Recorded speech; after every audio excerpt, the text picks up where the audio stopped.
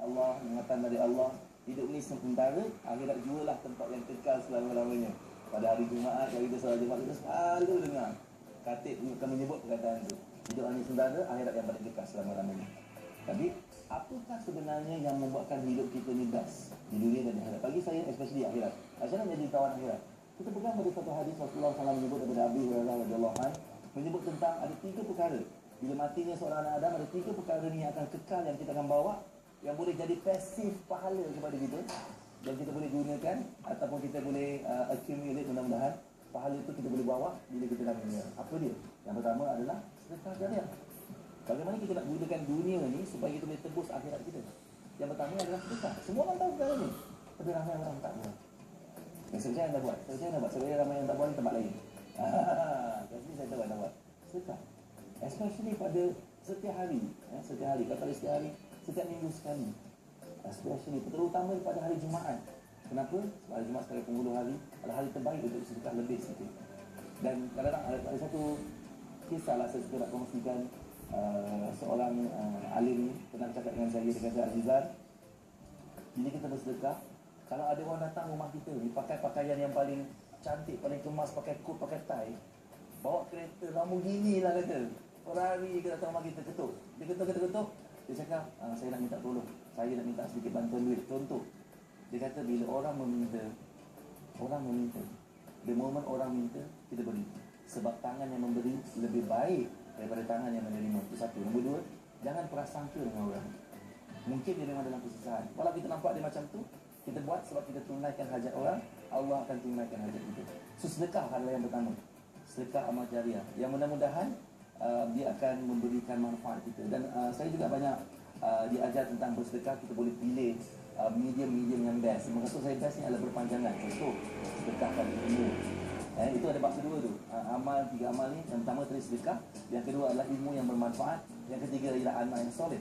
Sebab sedekah ni kita boleh plan, kita boleh rancang. Mungkin kita invest. Ramai orang sebut invest hal dunia tu lah, dia return yang dunia.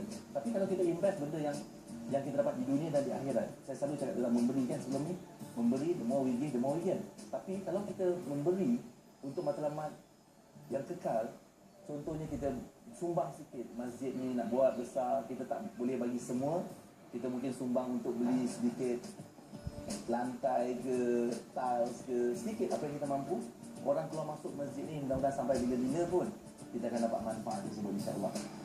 Banyak cara lagi, sedekah, membantu rumah-rumah anak yatim, perkara-perkara yang bila kita tak ada sekalipun, perkara itu boleh berpanjangan dan amalan itu sampai terusan. Mudah-mudahan ini jutawan akhirat yang bijaksana. Dia plan, dia rancang. Sebab hidup ni sementara, kita tahu. Jadi macam mana kita nak maksimalkan hidup ni untuk kejayaan dekat sana. Yang kedua tadi saya sebut tentang ilmu yang bermanfaat. Bagaimana kita ni dengan sedikit ilmu, bakat, pengalaman, potensi kita ni, kita boleh contribute, boleh sumbang, share dengan orang lain. Kadang-kadang orang ingat orang pandang remeh tentang mungkin mengajar orang, especially dia tak semestinya kita tunggu jadi cikgu untuk mengajar orang lain. Tak. Semua orang sebenarnya boleh berkongsi dengan orang lain sesuatu ilmu. Okay? Semua orang boleh menyampaikan sesuatu pada orang lain. Jadi, apa manfaat yang kita boleh kongsi? Even kalau kita berniaga, kita bekerja, mesti ada sesuatu yang kita boleh kongsi dengan orang lain. Ilmu tersebut, sekiranya digunakan dengan jalan lain, dan dia pula sampaikan pada orang lain. Bayangkan, pada satu ayat, kita ajar. Sebelum ajar orang baca, Qul huwallahu ahad. Simple, semudah tu je. Tapi, bila dia terus beramal, dia akan memberikan pasif pahala kepada kita. Dan itu akan membuat kita mudah-mudahan jadi jutawan akhirat, insyaAllah. Yang ketiga adalah anak yang soleh. Anak adalah aset. Semua orang tahu anak adalah aset. Hari ini, maaf saya cakap ni untuk diri saya, berapa banyak masa kita beri untuk anak-anak kita ni untuk memberikan anak yang soleh atau anak yang solehah. Yang kita ajar dia daripada sekarang, mendoakan kita. Ramai orang cuba untuk ataupun tak ambil perhatian kepada 3 perkara ini. Bagi saya dia adalah antara matlamat yang paling penting untuk kita hidup sekarang. Bagaimana kita boleh tingkatkan sedekah kita. Kita boleh sedekah dalam keadaan kita tidak ada banyak, tapi kita boleh sedekah lagi banyak. Bila kita ada lagi banyak, kita sedekah lagi banyak, dan dia akan jadi lebih berkah. Jadi sedekah ni semua orang boleh buat. Bermula dengan sedikit duit, kalau ilmu, kalau amal, kalau sumbangan khidmat. Semua benda ni akan menyebabkan kita menjadi jutawan yang akhirat yang sangat luar biasa, yang memberatkan amal kita. Mungkin bagi kita hari ini kita bekerja, kita nak banyak simpanan dekat dalam akaun kita. Kita berniaga, kita nak ada banyak duit dalam akaun kita. Bagus. Semua tu bagus. Semua tu kalau digunakan dengan baik akan memberi keberkatan dalam hidup. Tapi kita nak gunakan dia sebagai alat untuk keberkatan di sana.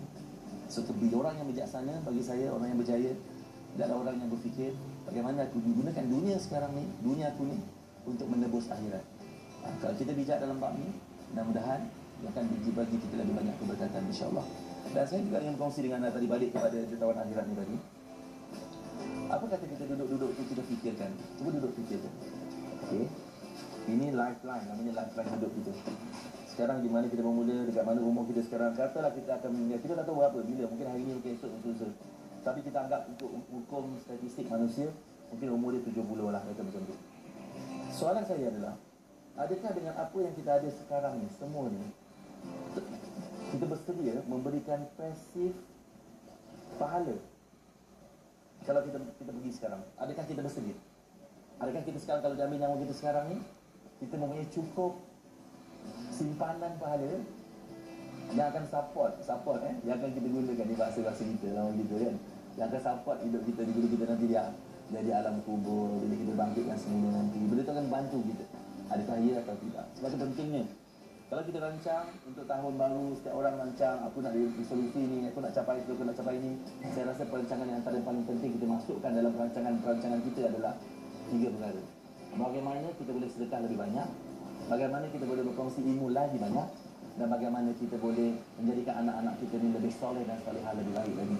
Kalau itu misi utama kita, kita bersedia sebenarnya, insya-Allah. Apa yang kita gunakan dunia ni untuk pencapaian akhir? Apa yang kita dapat? Apa lagi kita boleh buat? Itu kita patut fikirkan sebenarnya. Okey? So, kemudian kalau kita fikirkan, dengan izin Allah, kalau panjang umur kita pula, apa lagi yang kita boleh buat? Okey? Apa lagi yang kita boleh buat? Okey? Sebab ini persediaan kita. Hidup ni berjam-celik sampai masa dah habis lah. Kan? Kita tak tahu bila saat yang next yang kita tarik nafas ni. Kita tak tahu. Kita mesti bersedia. Dan saya ingin mengajak kita semua sama-sama jadi jutawan akhirat. Kita jumpa sebentar lagi.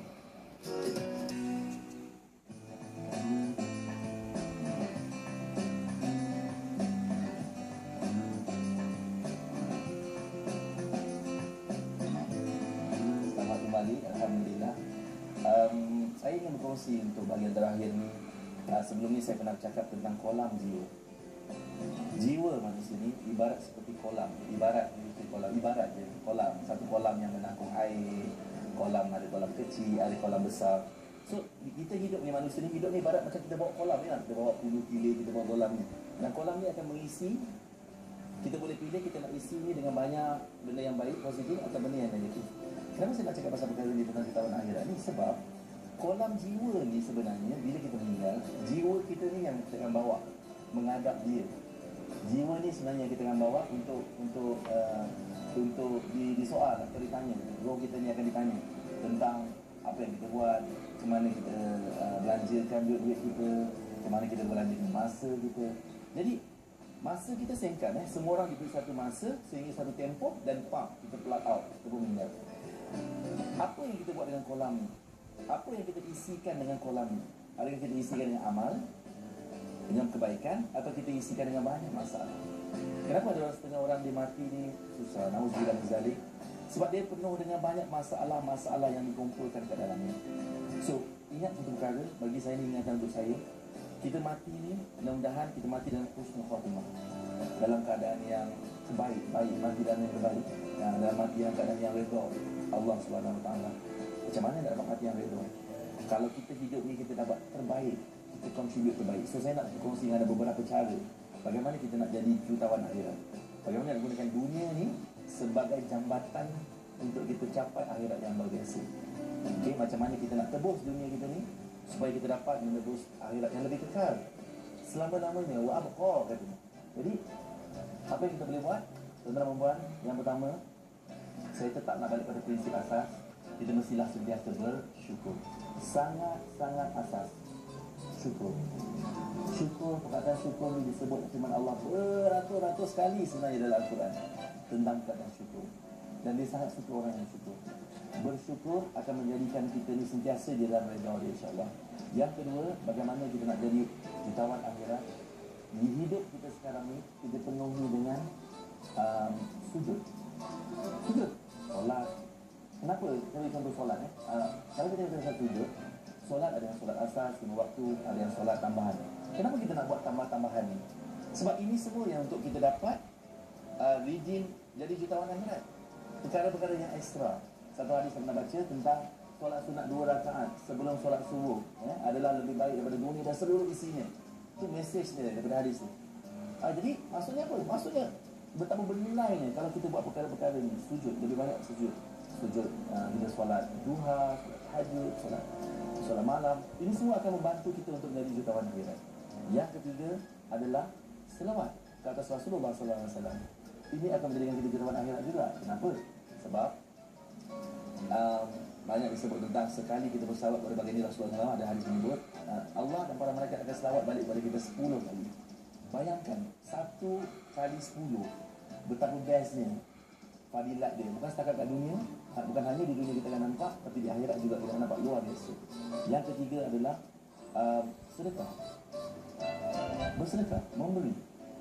Ini adalah untuk, bukan setakat untuk dunia. In fact sebenarnya apa yang saya kongsikan ni, kita akan nampak banyak benda kita akan nampak. So, dunia ni ibadat seperti, dunia ni adalah ibadat kepada akhirat.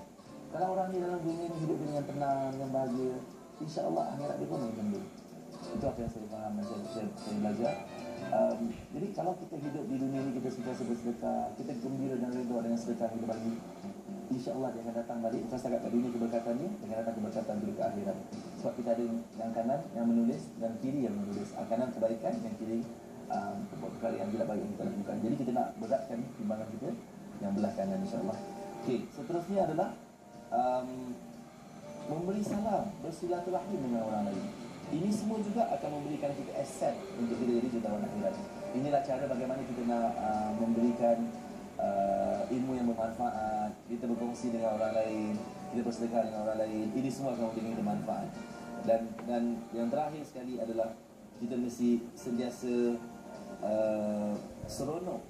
Bagi saya lah, kita kena seronok buat perkara yang baik. Ramai orang buat seronok buat perkara yang kurang baik. Kita nak tukar, kita jadi seronok, bersedekah, seronok. Bila orang minta tolong dengan kita, mak saya selalu pesan, kalau orang minta tolong dengan kita cuba tolong. Kalau kita tak boleh bagi dia tolong banyak, kalau dia perlukan duit, jangan bagi banyak, bagi dia sikit. Itu apa yang kita boleh bagi, yang kita boleh sumbang. Kita menunaikan harapan orang, Allah tunaikan harapan kita, insya-Allah. Dan kalau kita nak, suka atau tidak, satu hari nanti semua orang pasti akan mati. Kita pasti akan mati. Jadi bagaimana kita nak ambil peluang setiap langkah yang kita buat setiap hari, setiap amalan kita niatkan. Setiap apa yang kita buat, kita bekerja, kita berniaga, kita menjadi suri rumah, kita menjadi anak-anak, kita niatkan semua yang kita buat ni kerana Allah SWT dan untuk rahmat Allah SWT. Kita nak cari redha dia. Bila kita buat sesuatu tu kerana redha Allah, kerana nak cinta dia, nak kasih sayang dia dan cinta Rasulullah SAW, kita sebenarnya bukan mencari hanya untuk kejayaan dunia. Kita sebenarnya sedang mencari kejayaan dunia dan mudah-mudahan kejayaan di akhirat. Itu intipati doa yang kita selalu baca. Jadi inilah benda intipati hidup kita. Senang sangat, mudah kalau kita faham. Intipati hidup adalah mati. Ya, intipati hidup adalah mati. Jadi bagaimana kita menghidupkan hidup kita untuk bersedia untuk hidup selepas mati. Kita jadi jutawan kat sana. Saya doakan semua orang menjadi jutawan akhirat. Saya doakan semua orang mendapat pahala melimpah ruah, insya-Allah. Daripada perkongsiannya kalau bagus, kongsikan pula dengan orang lain. Bagi tahu dengan orang, perlu belajar sesuatu daripada ilmu yang ada daripada saya, beramai orang, dan kemudian kongsikan dengan orang lain. Itu cara paling senang. Kita ada Facebook, share perkara yang baik-baik. Kita ada Twitter, share perkara yang baik-baik. Semua kebaikan itu akan berterusan mudah-mudahan. Banyak cara beramal zaman ini. Mudah-mudahan anda belajar sesuatu daripada apa yang kita kongsikan hari ini, insya-Allah. Jadi ingat, apa yang kita buat ni kita jangan nanti-nantikan. Jangan tunggu-tunggu. Jangan buat dengan tapi. Tapi jangan. Kita kena tukar jadikan dia kita buat tanpa tapi, lakukan tanpa nanti. Kita jumpa nanti, insya-Allah akan datang sesi yang berikutnya. Assalamualaikum warahmatullahi wabarakatuh.